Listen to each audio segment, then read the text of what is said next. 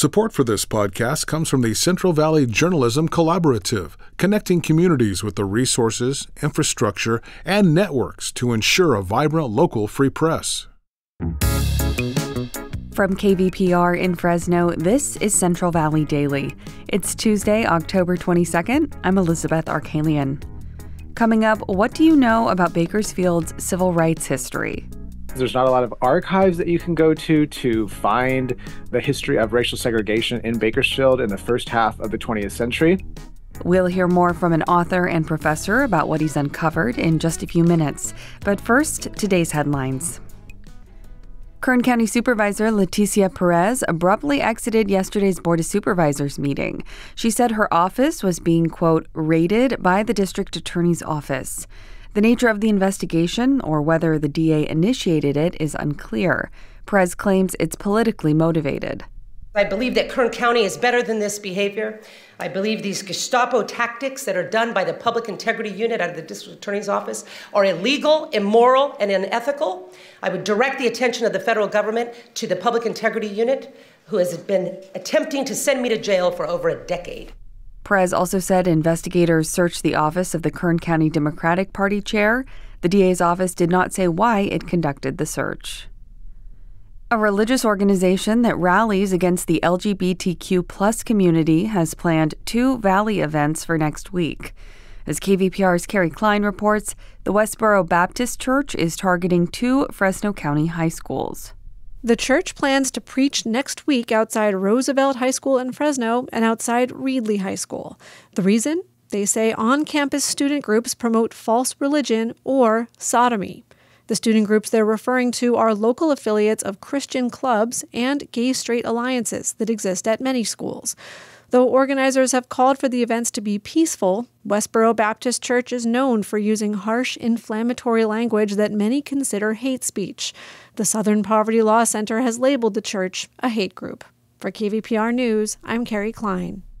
Former Congressman T.J. Cox has filed for bankruptcy. He and his wife, Kathleen Murphy, filed a bankruptcy petition in federal court earlier this month. They list nearly $800,000 in assets and more than $2 million in liabilities. Cox is awaiting his fate after being indicted in federal court for 28 counts of financial crimes. He served 1 term in Congress, representing areas of Kern, Kings, Tulare, and Fresno counties. A highly anticipated art installation planned for Fresno Yosemite International Airport has been delayed by more than a year. After a public contest in 2022, the airport selected a mosaic for the outside of its 4-story parking garage. The designer is sculptor and Fresno City College professor Caleb Duarte. His mosaic, titled You Have Arrived, was due to be installed this year. However, an airport spokesperson told the Fresno Bee that unforeseen circumstances have delayed the project. The airport reportedly needs time to prepare such a big space for mosaic tiles. Support for Central Valley Daily comes from Fresno Mazda, a member of the Prieto Automotive family, celebrating the grand opening of the newly renovated showroom on Thursday, October 24th. This all-ages event features live music, refreshments, and a gift for the first 100 guests. myfresnomazda.com. And now to our main story. When you think about the fight for civil rights here in the Central Valley, you might think of the Delano grape strike and the birth of the United Farm Workers movement. While that is a pivotal part of the Valley's history, a new book explores the history of civil rights with a lens on Bakersfield outside of the farm labor movement. Dr. Oliver Rosales is a history professor at Bakersfield College. He's also the author of the new book, Civil Rights in Bakersfield: Segregation and Multiracial Activism in the Central Valley. He recently joined me for a conversation about his work. He discussed with me the challenges of documenting this lesser-known side of Bakersfield. There's not a lot of sources, there's not a lot of archives that you can go to find the history of racial segregation in Bakersfield in the first half of the 20th century. I'm very grateful to the folks at the Historical Research Center at Cal State Bakersfield who are doing a really tremendous job trying to pull together sources to document the history of restrictive covenants in Bakersfield. You know, if you were to Google, redlining in American cities, you can find in Fresno, for example, the redlining maps that were produced by the federal government Bakersfield didn't have the population threshold, in part because of the way that city boundary lines were drawn to exclude certain people. However, the Historical Research Center and some folks who are consulting with the project have gone in and started to look at the housing deeds and particularly restricted tracts and starting to map it. So I was able to include a little bit of that into a precursor chapter, as well as just trying to narrate, again, the history of mostly Black and brown settlement in the first half of the 20th century. In your book, you talk about it being a little too narrow to just look at civil rights progress in the Central Valley solely through the lens of the farm worker labor movement. Can you expand on that a bit? Yeah, the farm worker movement was a catalyst. I think that's generally how I characterize it, but I'm also trying to push beyond the Delano grape strike in 1965. I'm trying to go back 20, 30 years before 1965 to look at mostly the failed farm labor strikes of the 30s and 40s, but how they were a galvanizing force for urban civil rights reform. So if you had failed strikes in the fields, reformers, activists, organizers started to then concentrate on other things like sidewalks or streetlights or fighting poverty, getting people to vote, getting them registered, because they recognized that the process of social justice was a long haul and that you had to do some of that sort of community organizing. So I look at that all pre-1965 and then take the story forward into how the Delano grape strike accelerated, changed, built racial coalitions, not only in the fields, but also in the urban centers. You write that the region is understudied, the southern San Joaquin Valley and probably the Central Valley in general. What more could be done to better illustrate our region's history? I think on the one hand, part of it is archives building. My most exciting archive stories associated with this book was uncovering the Civic Unity newsletters. And so the Kern Coalition for Civic Unity, I think, is really the organizational hero of the book because it brought together all these multiracial coalition activists and groups and people into a single unified movement. And I discovered through my research process after doing oral history is that they had a newsletter that was published for 20 years. And, I didn't find that in an archive. It wasn't in the library. It was buried in somebody's garage.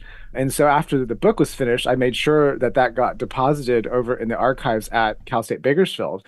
But archives building is, I think, our number one priority that we have to have as educators, as a community, so you can access this history. In your book, you spend some chapters focusing on lesser-known people who made an impact on civil rights in Bakersfield, one of them being Jesus or Jess Nieto. He helped establish Chicano Studies curriculum at Bakersfield College, where you are. You wrote that in 1973, quote, a substantial position of both the faculty and the conservative community were outraged at the idea of incorporating an ethnic studies requirement into curriculum. So how did he overcome that pushback, and were there other challenges? I mean, things have changed pretty dramatically since 1973, right? Yeah, in revising that chapter, I just kept hearing echoes of the present because, in California today, you have the ethnic studies requirement at the CSU, it's at the community college now, it's at the high school. But, ethnic studies as a field really is four principal disciplines. It's Chicano studies, African American studies, Native American studies, and Asian American studies. And so the origins really of Chicano studies is the kind of roots of ethnic studies in the Valley. And, Jess was building a Chicano studies curriculum and program before the university was around. I think what made it possible for him to do that system change was two things. It was the students. So the students were totally mobilized, totally activated, and they were on the hiring committees. They were pressuring the admin, particularly, I think, using the boycott method. On the second hand, there were visionary administrators. John Collins, for example, the president of Bakersfield College in the early 70s, he was an avid supporter of Chicano studies. I think he saw the future. And he also had mentors. One of my other chapters is on Ray Gonzalez, who was the first Latino elected to the California Assembly from the Central Valley. He was Jess's professor. He was Jess's mentor. But he left academia to go in politics, and he only served one term. But his grassroots campaign that led him to the assembly is what I recount, because he beat an incumbent. Mexicans were not a majority at that time in the voting population, so he had to build all these coalitions to get him to office. And so those two individuals, Jess and Ray, who have passed on, everything that they did was coalitions, building across, in Jess's case, transnational lines, working with Mexican immigrant communities. in Ray's case, working with women's groups, working with African-American groups. I mean, they were total coalition builders. And so I hope that my book pushes the boundaries of understandings of Chicano studies and Chicano civil rights, is that it doesn't exist in a vacuum, that it occurs successfully often in concert with other coalition groups. That was my conversation with Bakersfield College history professor, Dr. Oliver Rosales. He's the author of the new book, Civil Rights in Bakersfield: Segregation and Multiracial Activism in the Central Valley. And that does it for today's episode. Thanks for listening. Today's episode was produced by Jonathan Linden and KVPR with support from the Central Valley Journalism Collaborative. I'm Elizabeth Arkalian. Find the latest local news anytime at kvpr.org.